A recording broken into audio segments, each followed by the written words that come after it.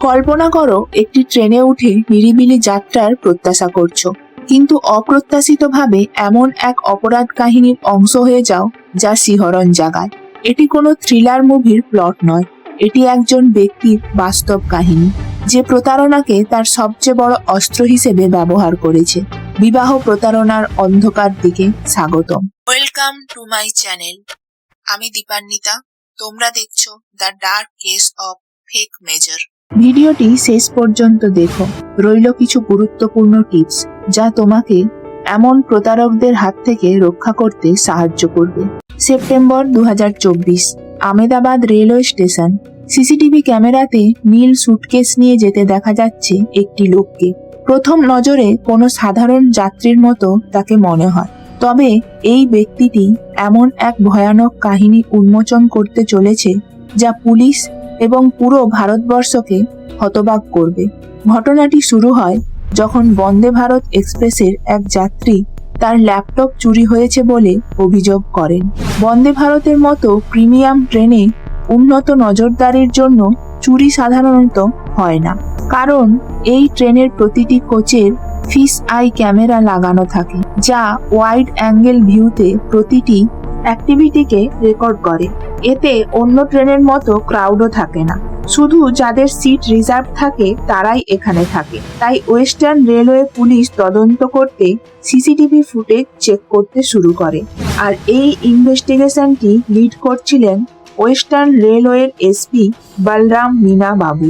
যে সিট থেকে ল্যাপটপ চুরি হয়েছিল তার আশেপাশে ঘোরাফেরা করা একজনের ওপর ভিকটিমের সন্দেহ ছিল, যার বয়স আনুমানিক 30 থেকে 40 বছরের মধ্যে হবে। রেকর্ডিং চেক করতে জানা যায় ওই লোকটি কোন সিটে বসেছিল। এর থেকে রিজার্ভ লিস্ট ক্রস চেক করে এসপি বলরাম বাবু যে নাম পেয়েছিলেন তা ছিল হর্ষিত চৌধুরী। এই লোকটি ট্রেন থেকে নেমে স্টেশন থেকে বেরোনোর সময় সিসিটিভিতে রেকর্ডও হয়ে যায়। সে রিজার্ভেশনের জন্য আধার কার্ডের ব্যবহার করেছিল, তাই পুলিশ তার কন্ট্যাক্ট ডিটেলসও পেয়ে গিয়েছিল। পুলিশ যখন হর্ষিতকে কল করে তখন তার কথা শুনে অবাক হয়ে যায়। হর্ষিত বলে ল্যাপটপটি সে ভুল করে তার কাছে নিয়ে চলে এসেছে এবং সে তা ফেরত দিতে আসছে। যদি আপনার কাছে ভুলবশত কারো দামি জিনিস চলে আসে, তখন আপনি নিজে থেকেই সেই জিনিসের মালিককে কন্ট্যাক্ট করবেন, অথবা আপনি কনসার্ন অথরিটিকে ইনফর্ম করবেন তা ফেরত দিতে, তাই না? নাকি আপনি পুলিশের কলের অপেক্ষা করবেন ফেরত দেওয়ার জন্য? এই কারণেই হর্ষিত যখন ল্যাপটপ ফেরত দিতে পুলিশের কাছে যায় তখন পুলিশ তাকে কিছু প্রশ্ন করে। সে মনে করেছিল আমি তো অ্যাকসেপ্ট করেই নিয়েছি যে ল্যাপটপটি আমার কাছে ভুল করে চলে এসেছে, এতে আর কোয়েশ্চেনের কি আছে? তাও পুলিশ ইন্টারোগেট করছে কেন? এতেই সে রেগে গিয়ে তার নিজের পরিচয় দেয়। সে পুলিশকে অ্যাটিটিউডের সাথে জানায় পুলিশ যাকে চুরির অপবাদে প্রশ্ন করছে সে আসলে একজন আর্মি অফিসার এবং তার নাম মেজর হর্ষিত চৌধুরী। এখন এই তথ্য পুলিশের কাছেও আনএক্সপেক্টেড ছিল। আর্মি অফিসাররা এমনিতেও সমাজে রেসপেক্টেড হয়, এই ক্ষেত্রে শুধু সন্দেহের বশে পুলিশ তাকে অ্যারেস্ট করতে পারত না, যেখানে সে তার শুধু ভুল স্বীকারই করেনি, এমনকি ল্যাপটপটি ফেরতও দিতে এসেছিল। এই অবস্থায় পুলিশ সব কথা সত্য বলে ধরে নিয়ে তাকে ছেড়ে দেওয়ার সিদ্ধান্ত নেয়, কিন্তু এসপি বলরাম মীনা বাবুর কাছে খটকা লাগে, কারণ হর্ষিত বারবার তার পজিশনের হুমকি দিচ্ছিল। এরপর তিনি হর্ষিতকে প্রশ্ন করতে থাকেন, যার ফলে গোটা পৃথিবীর কাছে নিজেকে মেজর হর্ষিতের পরিচয় দেওয়া এই লোকটির সত্য প্রকাশিত হয়। এসপি যখন ওই লোকটিকে আহমেদাবাদ আসার কারণ জিজ্ঞেস করেন তখন সে জানায় সে ডিউটি থেকে ছুটি নিয়ে বিয়ের জন্য মেয়ে দেখতে এসেছে। যখন তাকে লিভ অর্ডার চাওয়া হয় তখন সে বাহানা করে জানায় সে তা ঘরে ছেড়ে চলে এসেছে। এসপি বলরাম বাবু তার বলা কথাগুলিকে বিশ্বাস করতে পারছিলেন না, তাই তিনি তার সোর্সের মাধ্যমে আর্মির হেডকোয়ার্টার থেকে খোঁজ নেন। সেখান থেকে জানানো হয় মেজর হর্ষিত চৌধুরী নামের কোনো লোক সেখানে কাজ করে না। এসপি বলরাম বাবুর সন্দেহ সত্যি হয়। কিন্তু এখন এই কেস শুধুমাত্র ল্যাপটপ চুরি বা ফেক আইডি বানানোর ছিল না। এই কেসটি ছিল ন্যাশনাল থ্রেটের, দেশের নিরাপত্তার প্রশ্ন ছিল এতে। কারণ এই লোকটি দেশের এক উচ্চ পদস্থ অফিসার সেজে কি করেছে তার কোনো ঠিক নেই। কিন্তু এই সবের পেছনে কি কারণ ছিল, আর এমন কি প্ল্যান ছিল তার যা সে করছিল? এই সব প্রশ্নের উত্তর পেতে পুলিশ তাকে জেরা শুরু করে। জেরার সম্মুখে পড়ে সে ভেঙে পড়ে। সে জানায় তার আসল নাম শাহবাজ আলী, যার বাড়ি ছিল আলিগড়ের জামালপুরে।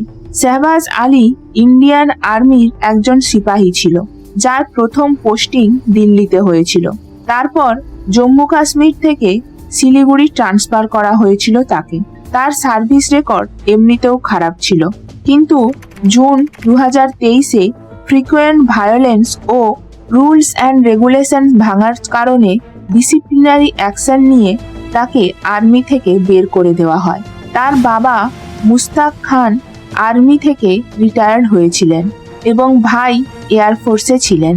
পুলিশ আরও জানতে পারে 2019-এ শাহবাজের বিয়ে হয়ে গিয়েছিল, কিন্তু সে তো পুলিশকে জানিয়েছিল যে সে আহমেদাবাদ এসেছিল বিয়ের জন্য মেয়ে দেখতে। তাহলে সত্যটা কি? এরপর এই কেসের তদন্ত শুরু করে ওয়েস্টার্ন রেলওয়ে পুলিশের সাথে আহমেদাবাদ পুলিশও। পুলিশের কাছে কয়েকটি প্রশ্ন ছিল। শাহবাজ হর্ষিত চৌধুরীর নাম নিয়ে কেন ঘুরছিল? তার আহমেদাবাদ আসার কারণ কি? আর যে হর্ষিতের আধার পরিচয় নিয়ে সে ঘুরে বেড়াচ্ছিল সেই বা কে? সেই ব্যক্তির আসল পরিচয় কি? আর এই ফেক আইডি সে কোথায় কোথায় ব্যবহার করেছে? শাহবাজকে জেরার জন্য আহমেদাবাদ পুলিশ স্টেশনে নিয়ে যাওয়া হয়, যেখানে পুলিশ তার ফোন বাজেয়াপ্ত করে। এরপর পুলিশ তার আধার ও প্যান কার্ড নিয়ে ইনভেস্টিগেশন শুরু করে। এদিকে পুলিশের কাছে থাকা শাহবাজের মোবাইলে বারবার একটি নম্বর থেকে কল আসছিল। পুলিশ যখন এই কল রিসিভ করে তখন এই কেসের অন্য একটি দিক খুলে যায়। কলে একটি মেয়ের আওয়াজ শোনা যায়, যে তার হাজবেন্ড মেজর হর্ষিতকে ফোন করেছিল। কিন্তু অপরিচিত গলা শুনে সে অবাক হয়ে যায়। পুলিশ তাকে জানায় সে যাকে মেজর হর্ষিত নামে জানে সে মেজর বা হর্ষিত চৌধুরী কোনোটাই নয়। তার আসল পরিচয় শাহবাজ, যে সেখানে ল্যাপটপ চুরির অপবাদে ধরা পড়েছে। এই কথা শুনে মেয়েটি হতবাক হয়ে যায় এবং অতীতের 1 বছরের সব স্মৃতি তার মনে পড়ে যায়। সে বুঝতে পারে বিয়ের মাত্র 1 বছরের মধ্যেই তার অবস্থা কি করে এত খারাপ হয়ে গিয়েছিল। মেয়েটি পুলিশকে জানায় প্রায় 17 মাস আগে 5ই এপ্রিল 2023-এ তার বিয়ে হয় শাহবাজের সাথে।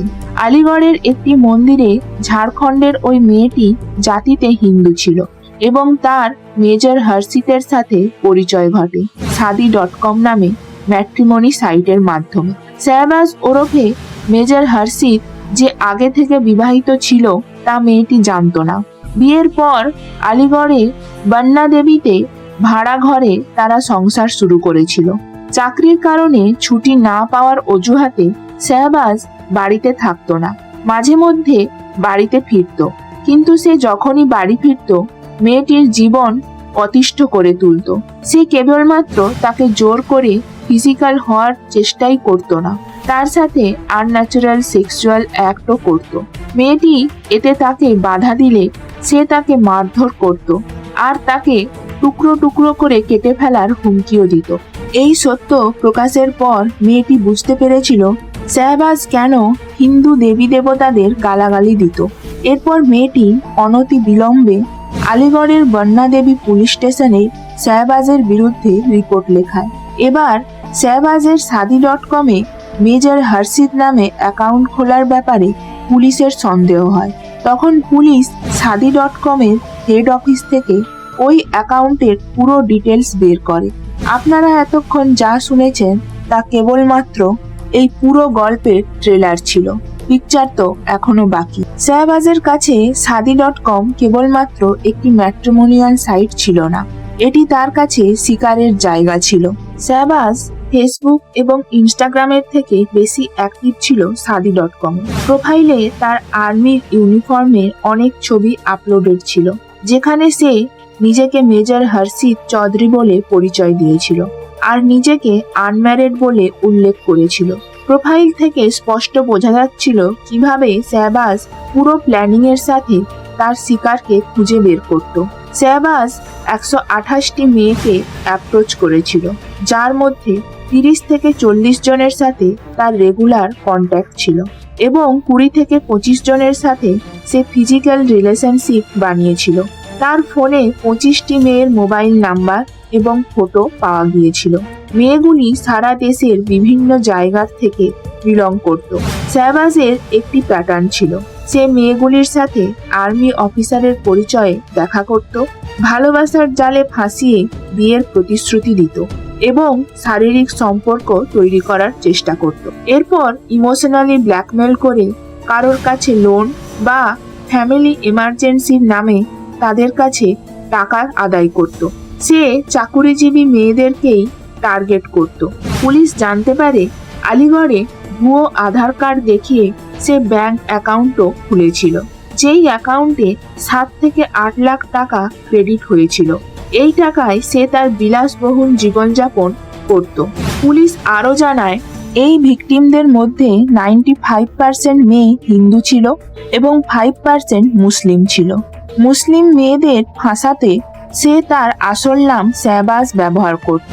পুলিশ স্বীকার করে শাহবাজ একজন ব্যতিক্রমী মিথ্যেবাদী, ফ্রড ও ক্রিমিনাল ছিল। পুলিশ আরও জানতে পারে শাহবাজ ভরতপুরের হর্ষিত জর্দানের আধার কার্ডের ফটোকপি পেয়েছিল, যেখানে সে শুধু সারনেম জর্দান থেকে চৌধুরীতে চেঞ্জ করে নিয়েছিল, একটি ভুয়ো আধার কার্ড বানিয়েছিল। এই ঘটনার পর হর্ষিত জর্দান ভরতপুর পুলিশ স্টেশনে শাহবাজের বিরুদ্ধে এফআইআর করেছিল।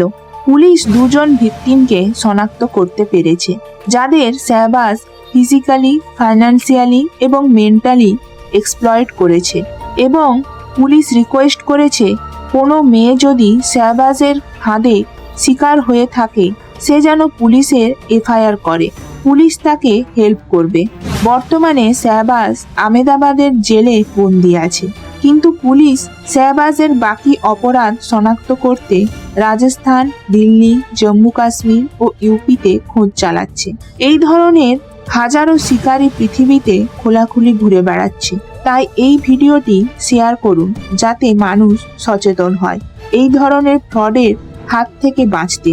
শেষে আমি কিছু সচেতনতামূলক বার্তা দিতে চাই, যাতে তোমরা এই ধরনের ফ্রডের থেকে দূরে থাকতে পারবে। এই বার্তা নারী পুরুষ নির্বিশেষে, কারণ ফ্রড যে কারোর সাথেই হতে পারে। 1. প্রথমেই নিজের পার্টনারের ইমোশনাল কনসিস্টেন্সি অর্থাৎ মানসিক সহন ক্ষমতা কতটা আছে তা আমাদের দেখতে হবে। যদি কারোর মুড ড্রাস্টিক্যালি চেঞ্জ হতে থাকে, এখনই একরকম এবং পর মুহূর্তে অন্যরকম, তাহলে সে একজন ম্যানিপুলেটর হতে পারে। আর তার কথায় যদি ইমোশনাল স্টেবিলিটি, অথেন্টিসিটি না থাকে, তবে সে একজন বড় রেড ফ্ল্যাগ। 2. তোমাকে লক্ষ্য করতে হবে তোমার পার্টনার ডিফারেন্ট সিচুয়েশনে কিভাবে রিয়্যাক্ট করছে। তার লাইফ স্টোরি সম্বন্ধে বিভিন্ন সময় বারবার জানতে চাও। যদি দেখো বিভিন্ন সময় তার স্টোরির প্লট বিভিন্নভাবে চেঞ্জ হচ্ছে, তবে অবশ্যই কোনো গোলমাল আছে, কারণ সত্য ঘটনা অবশ্যই কনসিস্টেন্ট হবে। আর যদি সে ফ্রড হয়, তবে তার গল্পের স্টোরি লাইন চেঞ্জ হতে থাকবে, কারণ সে তা তৈরি করছে। 3. যদি তোমার পার্টনার রিলেশনশিপের প্রথমেই তার ফিনান্সিয়াল স্ট্রাগলের কথা জানায় এবং তোমাকে ইমোশনালি ব্ল্যাকমেল করার চেষ্টা করে, তবে তা সবথেকে বড় রেড ফ্ল্যাগ। তার ফ্যামিলির এমার্জেন্সি, মেডিকেল প্রবলেম দেখিয়ে যদি তোমার কাছ থেকে টাকার হেল্প চায়, ইমোশনাল ম্যানিপুলেট করার চেষ্টা করে, তবে সে তোমার সাথে স্ক্যাম করবে অবশ্যই। 4.